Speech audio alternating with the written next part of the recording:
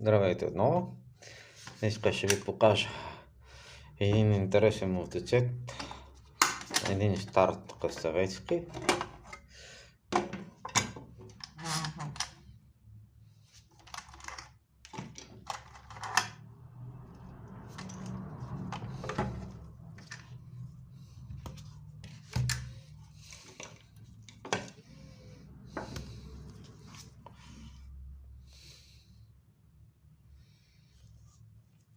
Това тук ще бъде поправено.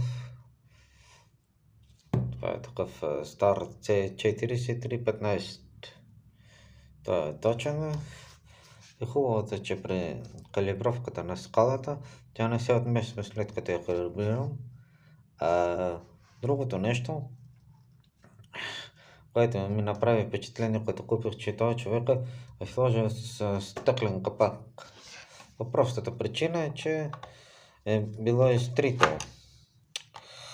предния панел и аз трябва да си поръчам един нов, да ми изрежат с лазерно. Това ще ви покажа, което е в плюс.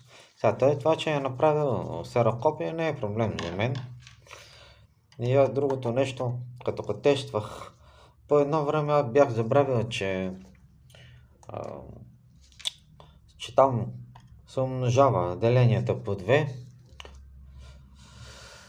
на числото на Мантис и бях съвсем забравил, защото аз съм свикнал с цифровите и тези руските са така малко. Като гледаш едно показание, трябва да се го умножиш и виждате това как е направено. Сега това обхваща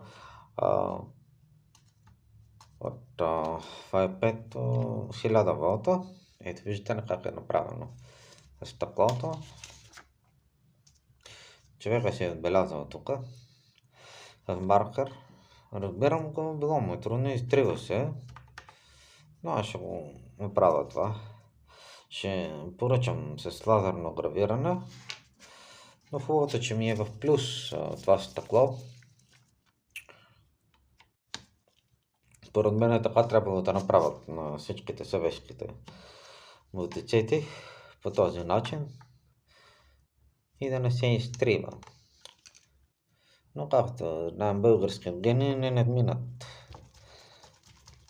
Аз го взех за смешна сума за 15 евро, което като пари е добре.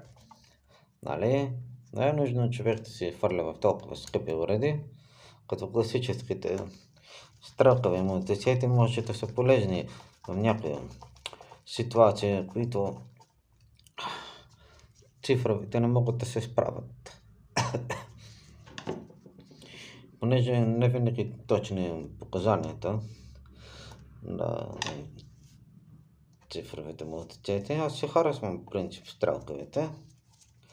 Аз те винаги съм ги харесвал, но бяха ми много скъпи и затова не съм ги купувал преди. Така, ще сложим тук.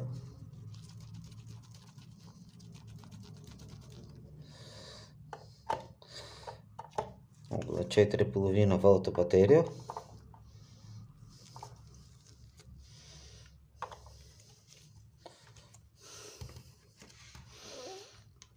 Така, готово.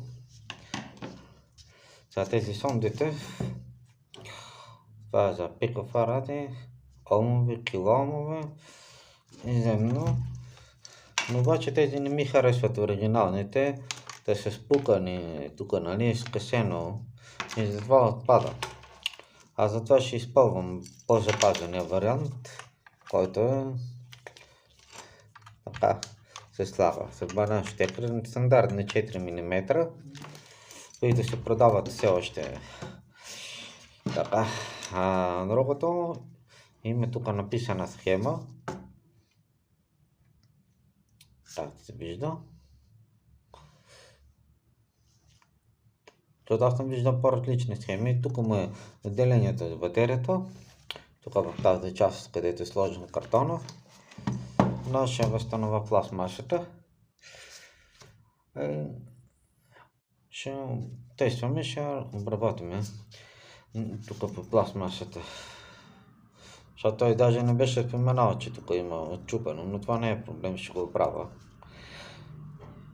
И тук за постоянен и за променлив ток, така.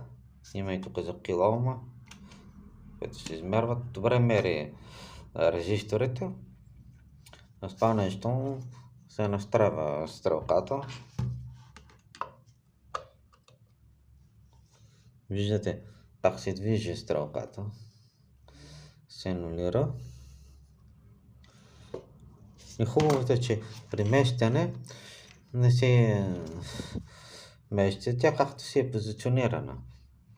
На някои мотоцикли, като се размества, пак се налага анулиране и това има проблем с магнитите и трябва да се оправят. Но лошото е, че тук не виждам коя година е на производство, само даден е серийния номер тук и че е произведено в Съветския съюз. Но ще го направя нова табела. Така, да видим тук отново. Ето тук. Пикофарада, децибела, волти и ампера има, киломи и децибели. Ами това са възможностите.